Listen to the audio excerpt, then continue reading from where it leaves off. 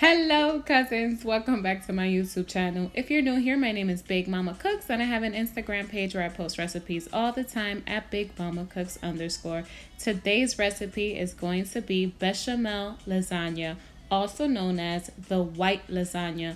This recipe is absolutely delicious and a better alternative to the traditional lasagna for those who suffer from acid reflux issues. Let's get right to it. I am going to start off this recipe by making a quick ground beef filling in a large pot on medium-high heat. I'm adding in 1 tablespoon of oil. I'm going to add in my veggies and a tablespoon of minced garlic. I am going to mix everything really well together until my veggies start softening up. I'd like to note that all of the ingredients are going to be listed in the bottom bar. Don't worry, we're not going to miss anything.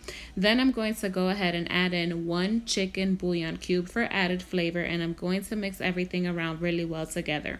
Then I'm going to add in my meat. I'd like to note that you can use ground turkey, ground chicken. In this case, I'm going to be using ground beef. I added in my ground beef and I'm going to start breaking it down because as ground beef cooks, it starts clumping up. So I like to break it down really well so I'm left with no big clumps. Next, I'm going to add in my seasoning. I'm starting with 1 tablespoon of Sofrito and 2 tablespoons of soy sauce. Then I'm going to add in about a tablespoon of adobo because I was out of seasoning packets, and I'm going to mix everything really well together. At this point, I have lowered the heat to medium and I'm going to allow my meat to cook for about 10 minutes. When we return, you're going to see that deep, wonderful ground beef color that the soy sauce has given our meat. I would like to note that the same seasoning can be applied if you're using ground turkey or if you're using ground chicken. The same applies and the same techniques. I'm going to set my ground beef aside so I can start on the next steps of the bechamel lasagna. First and foremost, I am going to preheat my oven to 350 degrees. Don't forget to preheat your oven. I am going to be using boxed lasagna. I'm using Ronzoni lasagna and I'm going to boil this per box instructions.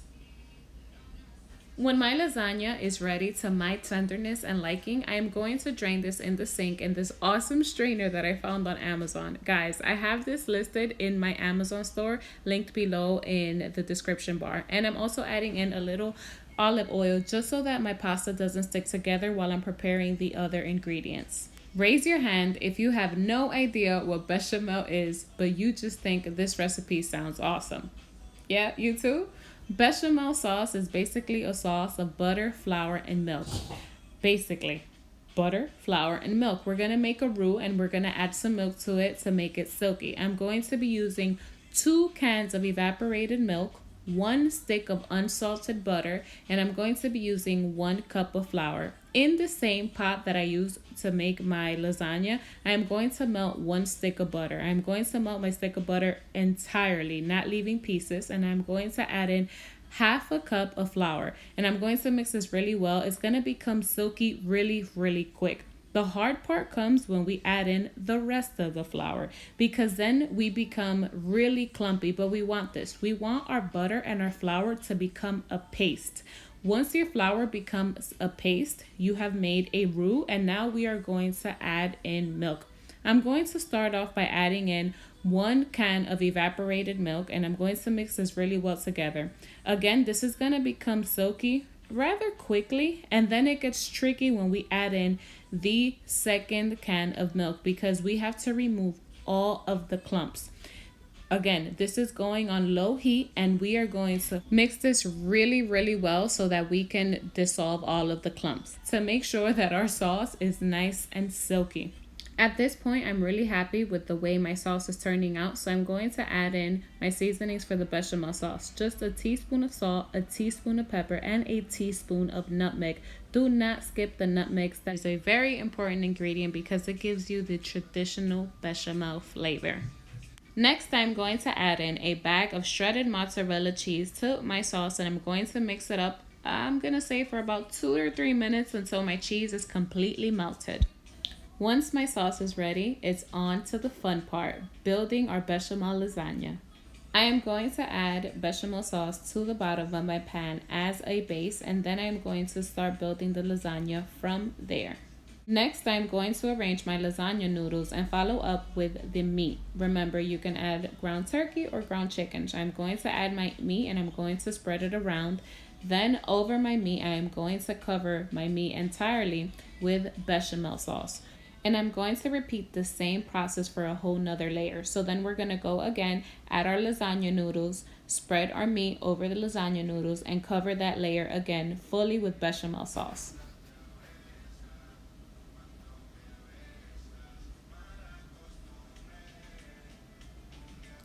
For the final layer of our lasagna, here I'm showing how I cut my lasagna noodles to fit in my pan. All I did was use a kitchen scissor to cut my lasagna noodles, and I disposed of the remaining pieces. So for the final layer, I'm going to cover the entire top with bechamel sauce, and then I'm going to add another bag of shredded mozzarella cheese right over the top. This is going to bake to golden cheesy perfection. So we are going to put our lasagna in the oven at 350 degrees for 40 minutes uncovered. When we come back at the end of those 40 minutes, look at glory. We have a beautiful bechamel lasagna. I am going to let this cool for a few minutes before cutting into it. Now, when we're ready to cut into it, look at glory. Look how cheesy, look how thick. Bechamel lasagna is absolutely delicious.